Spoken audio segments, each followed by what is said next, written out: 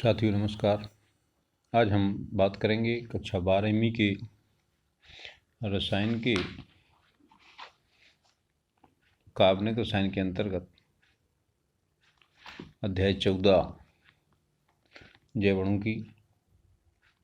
जैसा कि आप जानते हैं कि जैव तंत्र में होने वाली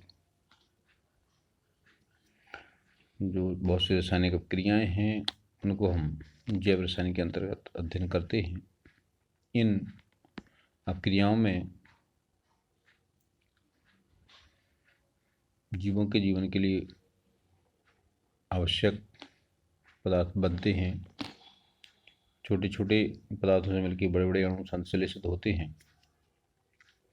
इनमें मुख्य रूप से कार्बोहाइड्रेट, प्रोटीन, न्यूक्लिक अम्ल, लिपिड आदि कई जटिल अणु सम्मिलित होते हैं।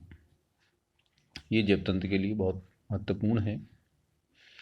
जैसा कि आप जानते हैं, मनुष्य के भोजन के प्रमुख अंगों में कार्बोहाइड्रेट, प्रोटीन, लिपिड का महत्वपूर्ण स्थान है। आज हम एक एक करके इनके संबंध में चर्चा करेंगे। सबसे पहले हम बात करते हैं कार्बोहाइड्रेट की। जैसा कि आप जानते ही हैं, कार्बोहाइड्रेट ऊर्जा के प्रमुख स्रोत होते हैं। ये इनके अंतर्गत प्रमुख रूप से ग्लूकोज, शक्कर यानी जो चीनी हम खाते हैं वो, स्टार्च आदि आते हैं। पहले ही माना जाता था कि इनमें अधिकांश का सामान्य सूत्र CxH2O बाई होता था। यानी ये जैसा कि इसका शब्द है ना, कार्बोहाइड्रेट मतलब कार्बन के हाइड्रेट, कार्बन प्लस H2O, यानी इनको कार्बन के हाइड्रेट माना जाता था। और इनका जो सामान्य सूत्र जनरल फार्मूला है वो CxH2O बाई माना जाता था। पहले इसी परिभाषा से ही कार्बोहाइड्रेट को परिभाषित किया जाता था। उदाहरण के लिए आप देखें, ग्लूकोज C6H12O6 को हम C6H2O6 के द्वारा शो कर सकते हैं। लेकिन बाद में कुछ ऐसे यौगिकों का पता लगा कि इस सूत्र के द्वारा प्रदर्शित तो किए जा सकते हैं, लेकिन इन्हें कार्बोहाइड्रेट के अंतर्गत वर्गीकृत नहीं किया जा सकता। जैसे कि बात करें एसिटिक एसिड की, इसमें हम देखें तो 2 कार्बन हैं और 4 हाइड्रोजन हैं और 2 ऑक्सीजन हैं। यानी हम इसको C2H2O2 के रूप में दिखा सकते हैं। लेकिन इसमें कार्बोहाइड्रेट का एक भी गुण नहीं पाया जाता तथा कुछ ऐसे कार्बोहाइड्रेट भी हैं जो कि इस सामान्य सूत्र के द्वारा नहीं दर्शाए जा सकते। जैसे कि एरेमिनोज C6H12O5, इसको हम CxH2Y के द्वारा नहीं दर्शा सकते। ये सामान्य सूत्र में फिट नहीं बैठता। तो वर्तमान में जो मान्य परिभाषा है उस परिभाषा के अनुसार कार्बोहाइड्रेट ध्रुवण घूर्णक पॉलीहाइड्रोक्सी एल्डिहाइड अथवा कीटोन होते हैं, अथवा ई जलवटन के उपरांत इस प्रकार की इकाइयाँ देते हैं। यानी इस प्रकार मतलब ध्रुवण घूर्णक पॉलीहाइड्रोक्सी एल्डिहाइड अथवा कीटोन देते हैं। इनमें कुछ पदार्थ अधिकांश मीठे होते हैं, इनको हम शर्करा कहते हैं। जो हाइड्रोकार्बन मीठे होते हैं उन्हें हम शर्करा कहते हैं। जैसे सामान्य शर्करा जो हम खाते हैं उसका रासायनिक नाम है सुक्रोज। दूध में पाई जाने वाली शक्कर यानी दुग्ध शर्करा, उसका नाम है लैक्टोज। जो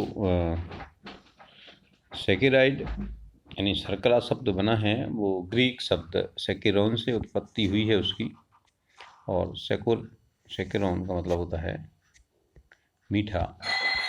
इससे ही सैकेराइड या शर्करा की उत्पत्ति हुई है। आइए हम देखें कार्बोहाइड्रेट्स को कैसे वर्गीकृत कर सकते हैं। पहले तो हम उसकी इकाइयों की संख्या के आधार पर वर्गीकृत करेंगे। तो जो सबसे छोटे कार्बोहाइड्रेट होते हैं वो मोनोसैकेराइड कहलाते हैं। ये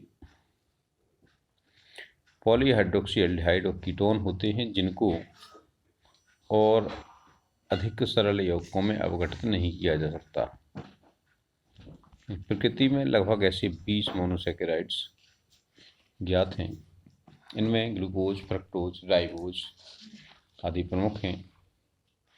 वैसे इनमें कार्बन की संख्या 3 से लेकर के 7 तक होती है। जैसे 3 कार्बन वाले को क्या कहेंगे हम? एल्डोट्रायोज और कीटोट्रायोज। 4 कार्बन वाले को कहेंगे एल्डोटेट्रोज या कीटोटेट्रोज। 5 वाले को एल्डोपेंटोज और कीटोपेंटोज बोलेंगे। 6 वाले को एल्डोहेक्सोस और कीटोहेक्सोस। 7 वाले को एल्डोहेप्टोज और कीटोहेप्टोज बोलेंगे। यानी 3 से 7 तक कार्बन वाले ये कार्बोहाइड्रेट्स होते हैं। यानी ये 3 से 7 कार्बन वाले पॉलीहाइड्रोक्सी एल्डिहाइड और कीटोन होते हैं।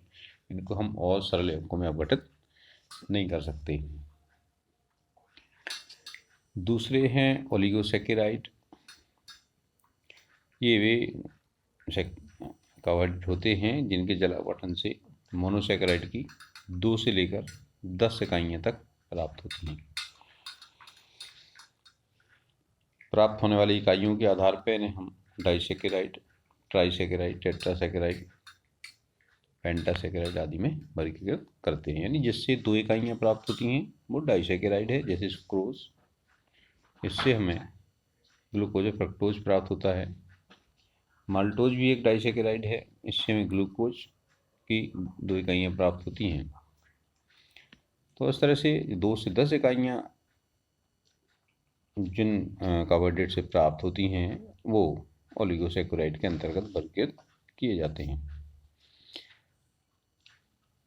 पॉलीसैकेराइड जिनमें बड़ी संख्या में मोनोसैकेराइड इकाइयाँ देते हैं जल अपघटन के बाद। यानी जो ऐसे कार्बोहाइड्रेट जो जल अपघटन के बाद बड़ी संख्या में मोनोसैकेराइड इकाइयाँ देते हैं वे पॉलीसैकेराइड कहलाते हैं। उदाहरण के तौर पर स्टार्च, सेलुलोज, ग्लाइकोजन, गोंद इत्यादि होते हैं। ये मीठे भी नहीं होते हैं, इसलिए इनको हम अशर्करा भी कहते हैं। जैसे आप जानते हैं स्टार्च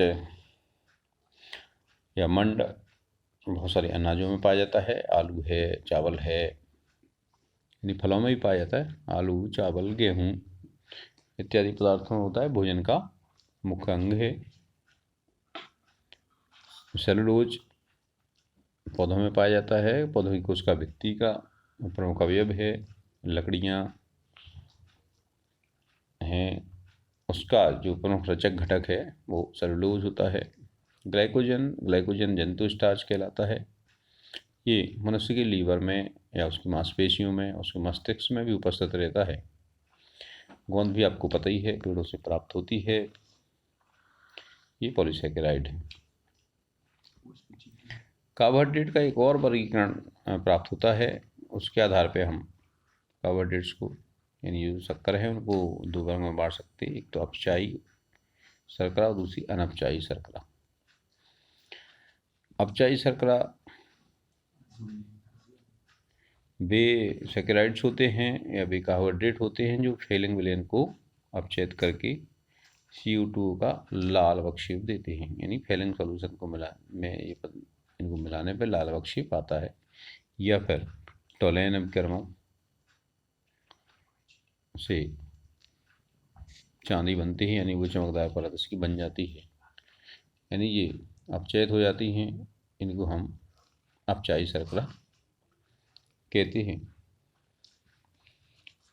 जैसा कि आप जानते हैं टोलैन अपक्रमक सिल्वर नाइट्रेट और सोडियम हाइड्रोक्साइड की क्रिया से बनता है, और जिसमें एल्डिहाइड समूह या कीटोन समूह उसको चांदी में अपचयित कर देता है।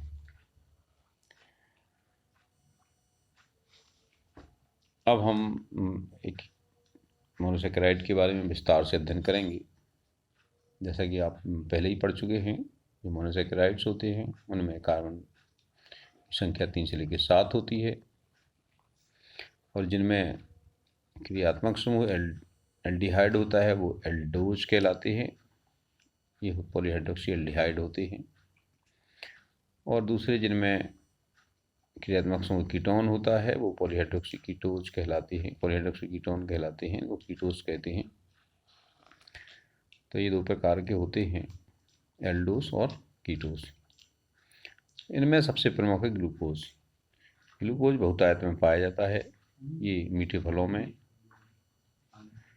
शहद में, पके हुए अंगूर में प्राप्त होता है।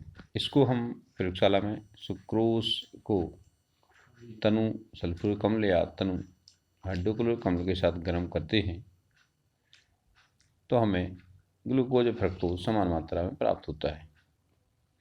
इसके लिए हमें सुक्रोज के एल्कोहल में बने विलेन को तनु अम्ल के साथ उबालते हैं और उबालने पे हमें आधी मात्रा में ग्लूकोज प्राप्त होता है और आधी मात्रा में फ्रक्टोज प्राप्त होता है। इसको हम इनवर्ट शुगर भी कहते हैं। स्टार्च के जल अपघटन से भी हम ग्लूकोज प्राप्त कर सकते हैं। ग्लूकोज प्राप्त करने के लिए स्टार्च को हम तनु अम्ल यानी तनु सल्फ्यूरिक अम्ल की उपस्थिति में 393 केल्विन यानी